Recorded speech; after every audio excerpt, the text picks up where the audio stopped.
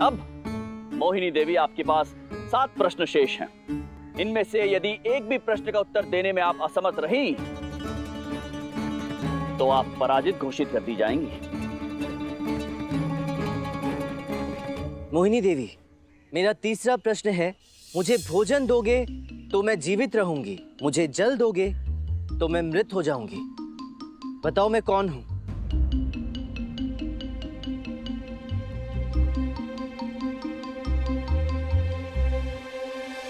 इसका उत्तर भी हमें ज्ञात नहीं है।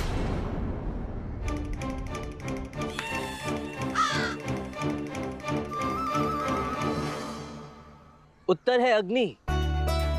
अग्नि में यदि सूखी टहनी, घास, पत्ते, लकड़ियां डाली जाए तो अग्नि और प्रज्वलित होती है, परंतु यदि जल डाला जाए तो वो मृत हो जाती है।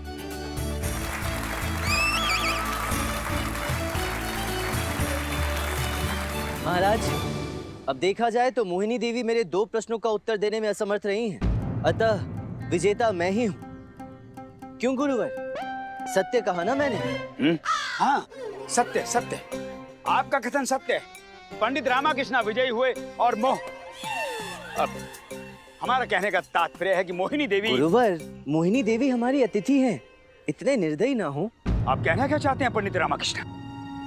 हमें हमारी अतिथि को एक अवसर और देना चाहिए।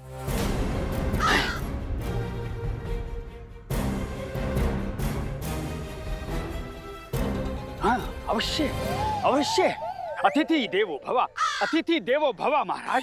उचित कह रहे हैं आप पंडित रामकृष्ण। मोहिनी देवी को एक और अवसर दे दिया जाए।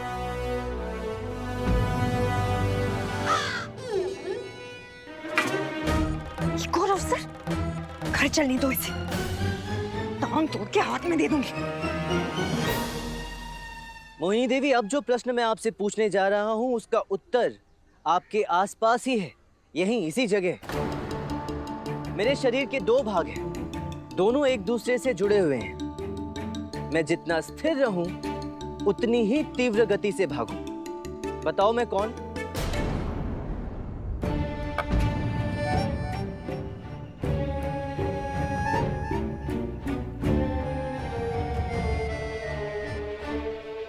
हमें इसका भी उत्तर ज्ञात नहीं है, क्योंकि आप प्रश्न ही विचित्र पूछ रहे हैं।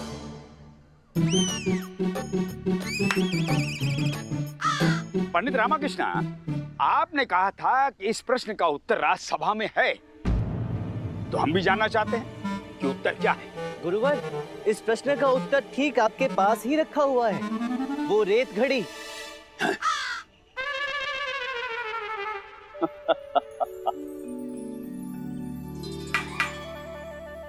हे भगवान, उत्तर हमारे समक्ष था और हमें ही ज्ञात नहीं हुआ।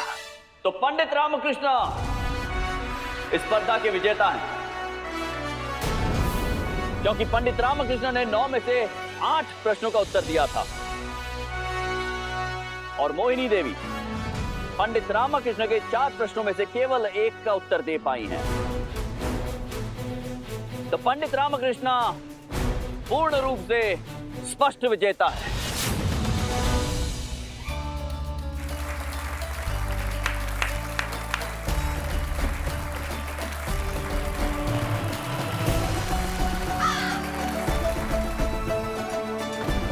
नहीं, यह उचित न्याय नहीं है। पंडित रामाकृष्ण जानबूझकर उटपटांग प्रश्न पूछ रहे हैं, जिनके जवाब केवल इन्हीं के पास है। इस प्रकार तो कोई भी प्रश्न पूछकर विजेता बन सकता है। तो फिर आपको भी तो विजेता घोषित करना अनुचित था मोहिनी देवी, क्योंकि आपने भी जो प्रश्न पूछे थे उनके उत्तर केवल आपको ज्ञात थे। फिर ये कैसे संभव है कि आप सही और मैं नहीं? ये क्या न्याय हुआ? मैं पराजित कैसे हुआ? मोहिनी देवी, आपने एक सीधे साधे प्रतिस्पर्धी के विरुद्ध चाल चली, इसमें आपकी विद्वता कैसे सिद्ध होती है? चलिए, मैं आपको एक अवसर और देता हूं, एकदम निष्पक्षता से, और यदि इस बार भी आप विजयी रही तो मैं सदैव के लिए आपका दास बन जाऊंगा।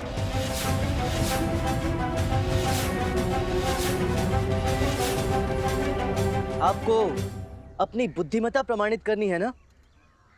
तो एक निष्पक्ष स्पर्धा होगी।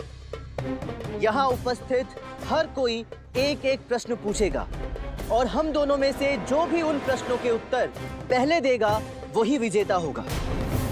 ये स्पर्धा स्पष्ट करेगी कि किसको कितना ज्ञान है।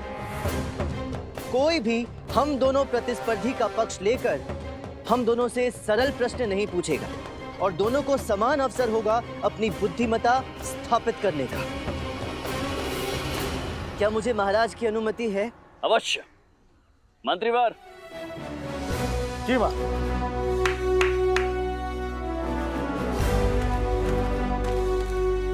ये घंटी दोनों को दे दी जाए।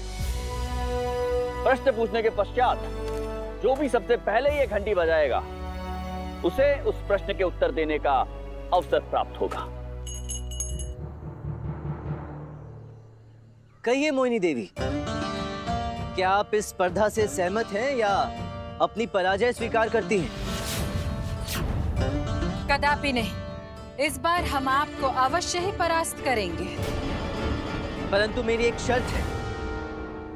इस स्पर्धा में महाराज का सम्मान और उनकी प्रतिष्ठा का प्रश्न नहीं होगा।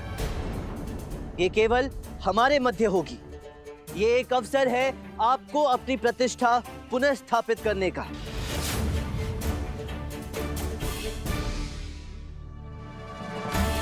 उचित है। ये अब केवल हमारे और आपके मध्य है। मंत्रीवर, सर्वप्रथम आप इनसे प्रश्न पूछिए। लोग सदैव मेरी अपेक्षा करते हैं किंतु सामना करने से कतराते हैं। मैं कौन हूं? उत्तर है सत्य। आपका उत्तर सही है। आचार्यवर, अगला प्रश्न आप पूछिए। जी, वो ऐसा कौन सा जाल है जिसमें मनुष्य ना चाहते हुए भी फंस जाता है?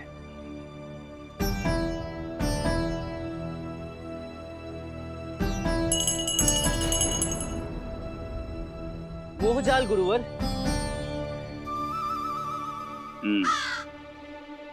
सही है।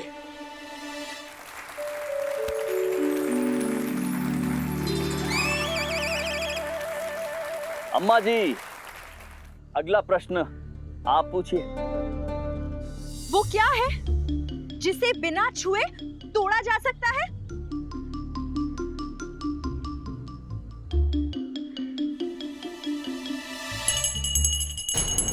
वचन। साधो साधो पंडित रामकृष्ण। पंडित रामकृष्ण 2 उत्तर दे चुके हैं और मोहिनी देवी केवल 1। शारदा देवी, आप भी प्रश्न पूछिए। वो क्या है जो दिन भर आपके साथ रहता है और कभी आपका साथ नहीं छोड़ता?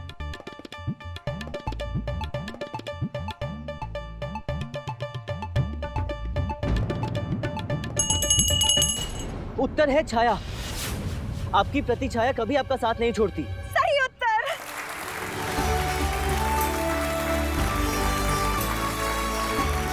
अब हमारी महारानियों को भी अवसर मिलना चाहिए प्रश्न पूछने का। वह कौन सा शब्द है जिसका उच्चारण सदैव ही गलत होता है? गलत। आपका तात्पर्य है कि प्रश्न गलत है, महारानी गलत है? अरे नहीं नहीं गुरुवर, प्रश्न में ही उत्तर निहित है। इस प्रश्न का उत्तर है गलत। हमें उचित उत्तर चाहिए। पंडित रामकृष्ण ठीक कह रहे हैं। इस प्रश्न का उत्तर गलत है क्योंकि गलत एकमात्र शब्द है जिसका उच्चारण भी गलत ही होगा। जी जी जी जी महाराज। पंडित रामकृष्ण, सही उत्तर है।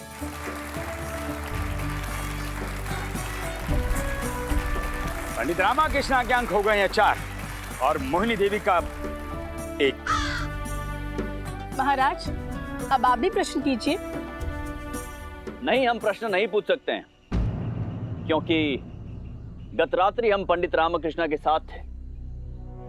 स्पर्धा के अभ्यास के लिए उनकी सहायता कर रहे थे। अतः हमारा प्रश्न पूछना अनुचित होगा। अब इस स्पर्धा के अंक 4 की तुलना में 1 हो गए हैं, जो पंडित रामाकृष्ण के पक्ष में है। तो अब इस स्पर्धा को आगे बढ़ाने की कोई आवश्यकता नहीं है। पंडित रामकृष्ण स्पष्ट रूप से विजेता है।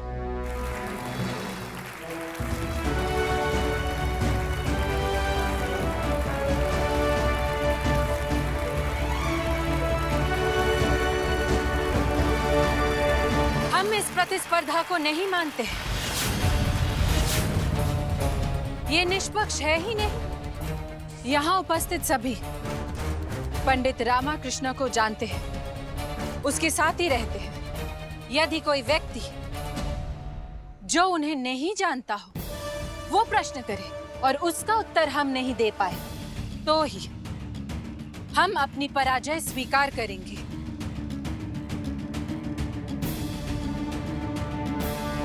ठीक है, मैं आपको एक अवसर और देता हूं। एक और प्रश्न पूछा जाएगा, और यदि मोहिनी देवी ने उस प्रश्न का उत्तर दे दिया और मैंने नहीं दिया, तो मैं तुरंत अपनी पराजय स्वीकार कर लूंगा और यहीं झुककर मोहिनी देवी के पांव छूकर उनकी दास्ता भी। और जो व्यक्ति प्रश्न करेगा वो ना तो विजयनगर के दरबार का सदस्य होगा और ना ही मेरे परिवार का। महाराज, मेरा आपसे निवेदन है कि यह स्पर्धा स्वस्थ स्पर्धा तभी होगी जब वो 8 पंडित जो मोहिनी देवी की पालकी उठाते हैं उनमें से कोई एक प्रश्न करे। यदि मोहिनी देवी ने उस प्रश्न का उत्तर दे दिया तो मैं अपनी पराजय स्वीकार कर लूंगा, और ये मोहिनी देवी के लिए अंतिम अवसर होगा। ये तो पंडित रामाकृष्ण ने स्वयं अपनी चिता तैयार कर ली है। विजयी हो गए थे, अब अपनी बुद्धि लगाकर पराजित होंगे। स्वीकार है। सायंकाल के उपरांत महापंडितों को प्रश्न के लिए उपस्थित किया जाएगा।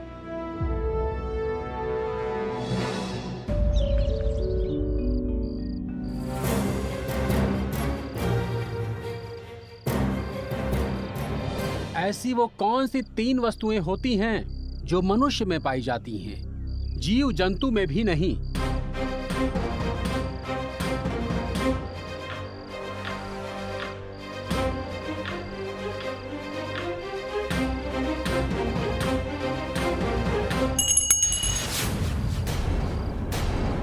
पंडित रामकृष्ण, बौद्धिक शक्ति, कल्पना शक्ति और वाणी शक्ति।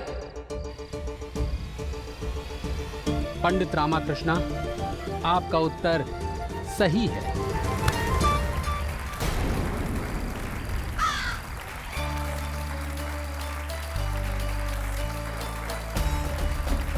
अद्भुत पंडित रामकृष्ण, अद्भुत।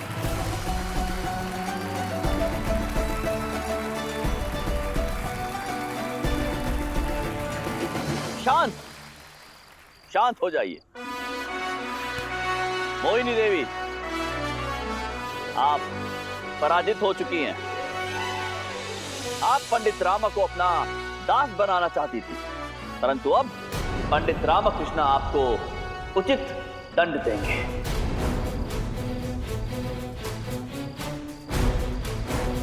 मोहिनी देवी, आज तक आपने अपनी बुद्धिमता के नाम पर इन विद्वानों को मूर्ख बनाया।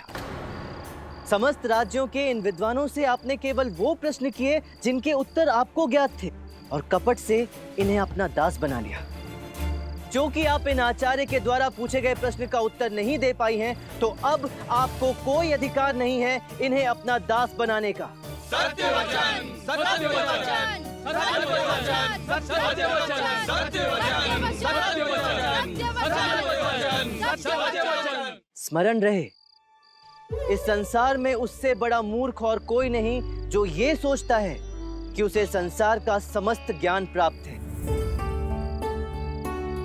एक साधारण सी अज्ञानी चिड़िया भी आकाश में उड़ सकती है, परंतु सारे ज्ञानी मनुष्य क्यों इस धरती पर चलने को विवश हैं?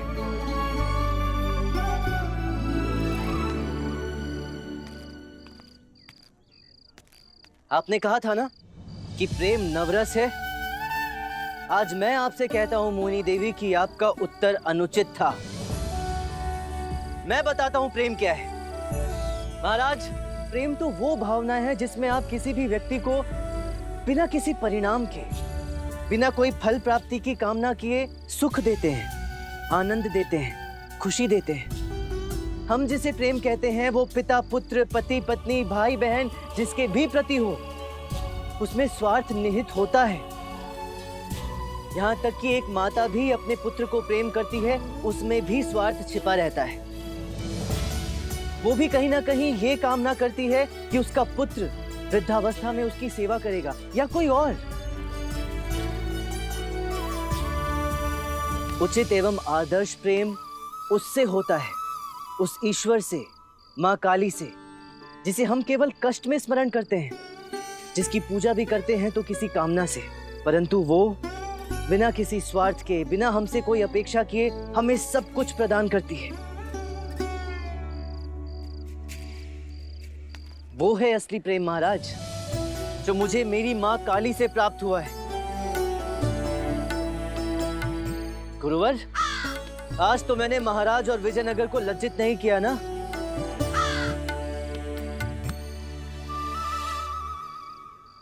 साधु साधु साधु साधु।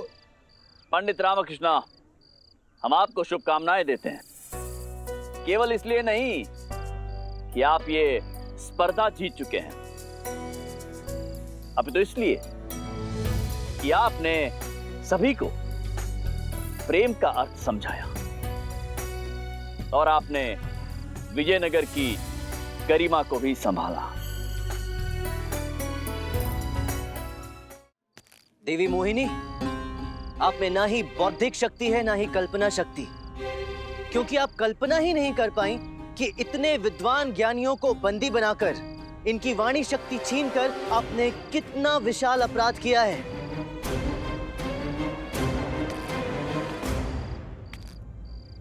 आपको अपने सौंदर्य पर बहुत घमंड है ना?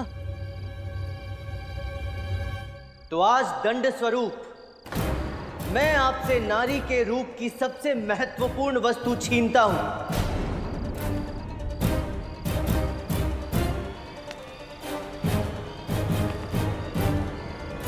आपके केश।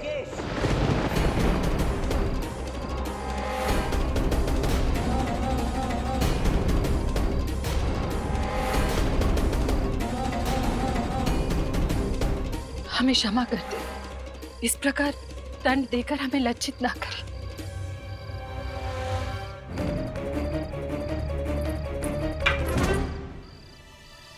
केश केवल स्त्री के सौंदर्य का प्रतीक नहीं होता, परंतु उसके सम्मान के लिए भी होता है। मुझे ज्ञात नहीं था कि मेरे संस्कार इतने अल्प हैं कि तुम एक स्त्री का सम्मान भी नहीं कर पाए। अगर तुम मेरे पुत्र हो तो मोहिनी देवी को दंड से मुक्त कर दो और उसे क्षमा कर दो।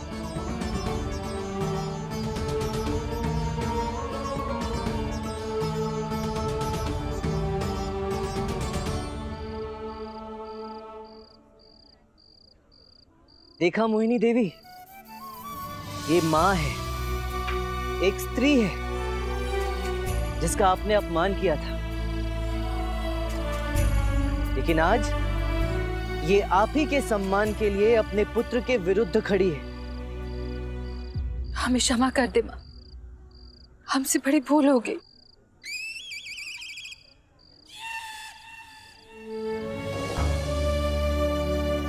पंडित रामकृष्ण, आज आपके कारण ये सारे पंडित भी मुक्त हुए। मोहिनी देवी, आपको क्षमा तब मिलेगी जब आप इन विद्वान पंडितों की दास्ता स्वीकार करके उतने ही दिवस इनकी सेवा करेंगी जितने दिवस इन सबसे सेवा करवाई है। हमें स्वीकार है और आप भी हमें क्षमा कर दे।